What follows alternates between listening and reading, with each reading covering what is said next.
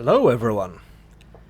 Well, it's been a very busy time in the game for the last week or so, but before we get into what's been going on in the game, I need to do what was meant to be my 200 sub giveaway. This has now changed to my 300 sub giveaway, which, quite honestly, I really was not expecting to do so soon. My target, originally, was 200 subs by Christmas. And then Retro shared one of my videos, and that quickly turned into 300 subs by Christmas. And again, 300 has come and gone. You guys have totally smashed it, and I am so grateful to every single one of you who has subscribed and followed me here from Retro's channel. I can't say thank you enough, because I am honestly shocked at how well my channel has been doing, and you know, I really wasn't expecting to hit any of my targets before Christmas, and what are we, we're 3-4 months away from Christmas, and my targets have been completely smashed, so a big thank you to every single one of you for being here. Alright, so what's up for grabs? Well, if you feel like you missed out on my last giveaway, don't worry, because I actually have another Wojtek to give away. If you'd like to hear my thoughts on this tank, I'll post a link to the previous review video I did on it on the screen now, and you can go check that out. Keeping things consistent, the same rules apply this time for this contest as they did last time. It's open to subs only, and all you need to do is leave your World of Tanks console gamertag and a comment below. The winner will be chosen at random at 12 PM GMT on September 26th. Okay, that's enough about the free stuff. Let's get into what's been happening in the game over the last week or so. Okay, so what we've seen recently is the maximum platoon size has been reduced, or was reduced, from 5 to 3. We saw the True Vision test, and lastly we saw the reveal trailer for what is now the newest season. So what I'm going to do is I'm going to break these down and talk about them as individual points. The change to the maximum platoon size was brought in to see how it would affect the matchmaker. From my point of view, I didn't like this. The retro community is ever growing, and this means that there's a lot of social interaction taking place between its members, and limiting the whole community really to a maximum of 3 per platoon ended up that on multiple occasions I had to set up 2 platoons of 2, or we had to split into 2 platoons of 2 rather than playing as 1 platoon of 4, and this irritated me. So I'm looking forward to 5-man platoons returning, and I really hope they don't do this test again, because it was just an irritation and stopped me enjoying the game as much as I would like to. With all that said though, I did notice that the games I was having were a lot more evenly matched. I don't think I've seen a whitewash in 4 or 5 days now, and I can't tell if that is as a result of the True Vision test or the maximum platoon size being changed, and that's why I'm a little torn on this one. If the quality of games are better because of the platoon size limitation, then I'm kind of for it and against it at the same time, because I want to be able to socialise with more people, but I also quite like having evenly matched games. But I think the bigger issue, and maybe this is my lack of understanding on how these tests work and how they break down the results, how does Wargaming know what the difference, or how do they know the difference between the maximum platoon size test results and the True Vision test results? Because they were both running at the same time. I don't know how they're going to distinguish that. I would assume that they do know, because they're the ones implementing these tests and they need the results, so I think all we can do is just see what comes of it all. Okay, next up is the big one, the True Vision test. I'm going to start off by saying this. If you've tried it and you like it, fair enough. If you tried it and you gave it your best shot and you tried to adapt to it, then, you know, fair enough. If you only read the forum page, played 2 or 3 games and then gave up, you probably didn't give it enough time to have an adequate evaluation of the test as an overall. I absolutely loved this test. For me, it was one of the best changes to the game I've ever experienced. I love that it made the game feel more raw and real. I love that it allowed me to use more of the information provided to me on screen, such as the rangefinder below the aim reticle. I didn't find myself needing to leave cover simply to spot or pinpoint where the enemy tanks were. And I loved that if I can see you, then you can see me. Because this forced me into the tactical game of waiting for the enemy to make the first mistake, and I think possibly that was confused with camping. Now, don't get me wrong, there were games where I saw blatant camping, but for me, that didn't really ruin my experience. This test caught me out multiple times, and you can see one example of that in my live stream. I waited for 6 cents to disappear before moving, thinking that they wouldn't see me move, and of course they did. They could see me because of the true vision, and they knew my gun was pointing the wrong way, so over the hill they came and did me one right in the side, and it was game over. Really of course, should not have done that was a surprise to me in the moment, but in all honesty, I couldn't get irritated with them, because they played smarter than I did, and I had to tip my hat to them. I absolutely loved playing this test, and I think what I need to do is explain a little bit of my gaming background so that you can understand where I've come from. I started off on the PS4 playing Battlefield 4. In my opinion, that is one of the best games of all time, and it is also the game where I met my now wife, so I probably do have a positive bias towards it, but I learned a lot from that game, which I think I brought into this true vision test. In Battlefield 4, all character models are visible at all times regardless of range or position. There is also a manual spotting mechanic in that game. Now, what I'm wondering is this. Playing a game like that may have set me up in a unique way for this test. Knowing that my tank is always visible puts me back into the Battlefield 4 mindset. You know, keep to cover, don't sit in the open, and if you are going to be in the open, keep moving. If you're looking for enemy targets, sit stationary in cover and look for anything that moves. Don't pick the same spot twice when you're in a sniper fight, and this last point provided me with a kill during this true vision test. I think it was a tier 9 Czech that was shooting at me, or I was shooting at them, and I'd already put 2 shots into them, and all they needed was one more to finish them off, and all I could do was sit still and watch the ridgeline.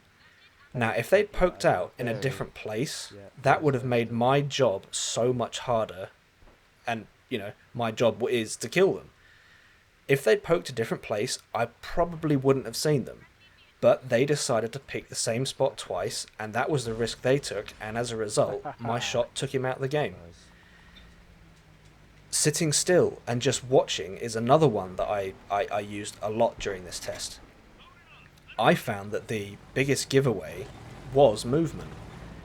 I had a kill on an STG, not because I saw where they were, but because I saw movement amongst the trees.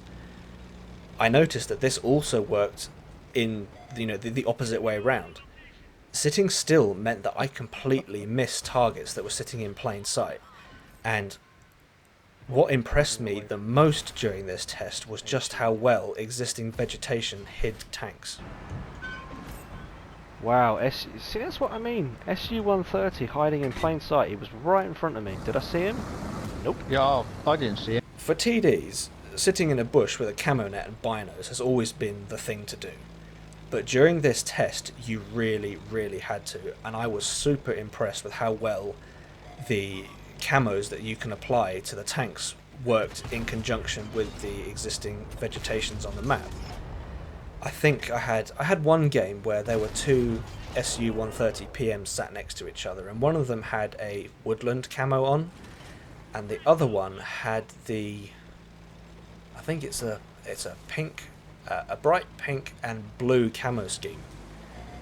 Now they weren't spotted. I could see them sitting on a slight hill, and yeah, I could see the pink and the blue, but I couldn't see the woodland camo. And yeah, the pink guy is the one that died because I could see him. And in that moment, I realised, wow, these camos that you apply to your tanks, they have a real function now, and I was super impressed with how well it all worked. And yeah, I'm getting carried away here, but yeah, I absolutely loved this test. But as much as I like this test, there were some folks out there that didn't. Something I picked up on was some folks were saying that this test did away for the need for light tanks. I'm going to disagree with that based on this game result. People have been complaining light tanks don't have a place anymore, so let's have a look at that. Well, I think that answers the question. Do RT's lights still have a place? Yeah. Yes, they do. Another thing I picked up from this test was, even though all vehicle models are displayed on screen, that doesn't mean you actually see them. Sure, some are seen and shot and, without being spotted, and that takes away some of the roles, or some of the role of a light tank, but that doesn't, in my opinion, that doesn't make it redundant. Tanks still needed to be spotted, and that's exactly what lights are for. Another point I picked up on was crew skills and some of the equipment, again, was redundant, and again, I think I have to disagree with that. Your camo net and binos still performed their function as they always did. Hiding in vegetation worked incredibly well, and if you were in a TD, or any other tank for that matter, you were essentially playing the game like it's always been played. The only thing that could give you away is your muzzle flash, and that's always been a part of the game, so in that sense there was no real change. Crew skills such as silent driving, green thumb, camouflage, sixth sense, muffled shot, and designated target all still had their place in the game if it was played sensibly. The only skill there that I think was probably not as relevant as it used to be is silent driving. Only because, it reduces your detection range, and if you're a light tank moving around, you're kind of you're already seen. So I would say that's the only skill that maybe didn't have as much relevance as before, but that doesn't mean that all of these skills were irrelevant. If you found yourself sitting in what used to be a good position and you were being slapped about by tanks that you couldn't immediately see, then during this test that wasn't a good position. The discussion I was seeing before the test was, but before I could do A, B, and C, or I worked hard on being able to do A, B, and C, and this used to be a great position. My response to that sort of discussion would have been, or would be, the game has changed, so we need to figure out an alternative. We need to try something different. If what used to work doesn't work now, we need to do it differently. Take a new approach to that particular situation. During this test, we were all in the same boat of change, but what mattered was how we dealt with it. I don't think anyone enjoyed being outplayed or outsmarted, but that doesn't make it a bad thing. With all of that said, though, I can fully understand the frustration of things changing, and this test certainly did change the way we played the game. My feedback to wargaming on this particular test would be this. I loved it, but not everyone did. I would like to see it return, but that doesn't mean everyone would like to see it return. So, what I would suggest is make it a separate game mode. Have a mode where you can play with True Vision on, if you so wish, and have the regular game mode that we have now. That would meet everyone's, that would meet everyone's expectations. I think I think this test was absolutely fantastic. But if you don't like it, then I'm not gonna say that it needs to be forced upon you, because that's just that's just not nice. But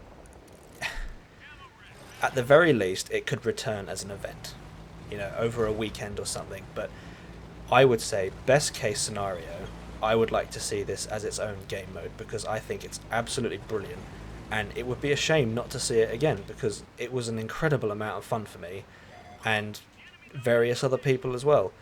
So yeah, have it as an event that would return for a weekend, or make it its own game mode. Okay, next topic, and last topic, the new season.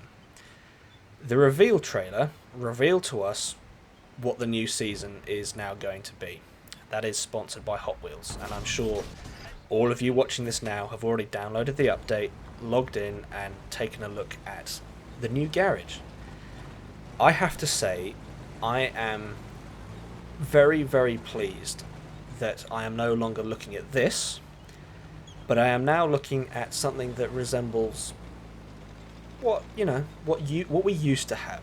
The jungle clearing is back to some extent. My viewpoint on this is that wargaming is in a particularly difficult position, and I'm going to do my best to explain my opinion on this as we go on through this topic.